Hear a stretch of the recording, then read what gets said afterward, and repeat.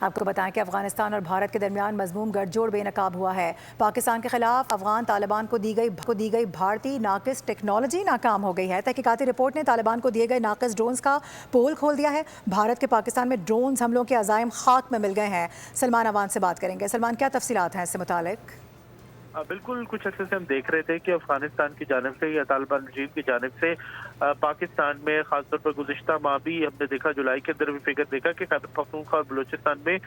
9 drones حملے کرنے کی کوشش کیے گئے، اور افغان طالبان رجیم نے جو یہ ڈرونز امپورٹ کیے ہیں ان کی رینج 50 سے 270 کلومیٹر تک بتائی جاتی ہے، اور یہ 5 کلو گرام کا پے لوڈ لے جا سکتے ہیں۔ اس وقت سچویشن یہ ہے کہ یہ ڈرون زیادہ تر بھارت سے درآمد کیے گئے ہیں، اور یہ ڈرونز ٹیکنیکلی لحاظ سے انتہائی آپ روڈیمنٹری ان کو کہہ سکتے ہیں، جن کی صلاحیت بہت زیادہ محدود ہے، جبکہ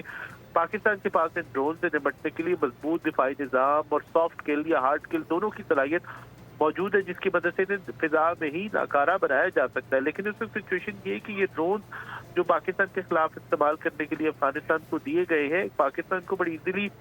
ٹیکل کر رہے ہیں، لیکن جس طرح سے یہ ڈرونز افغانستان کو پہنچائے گئے اور افغانستان کی جانب سے انہیں استعمال کیا جا رہا ہے ٹی ٹی پی کی حمایت کے لیے، بی ایل اے کو سپورٹ دینے کے لیے، اس سے پتہ چلتا ہے کہ انڈیا کس حد تک پاکستان دشمنی میں جا سکتا ہے، اور کس حد تک افغان طالبان خود بھی اس قسم کی حرکت کے اوپر آمادہ ہو سکتے ہیں کہ وہ پاکستان کے خلاف بھارت جیسے ملک کے ساتھ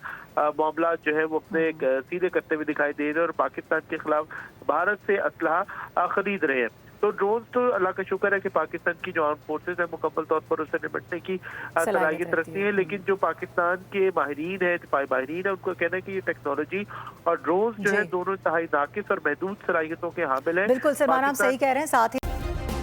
سبسکرائب کریں اور بیل دبائیں تاکہ کوئی خبر رہ نہ جائے۔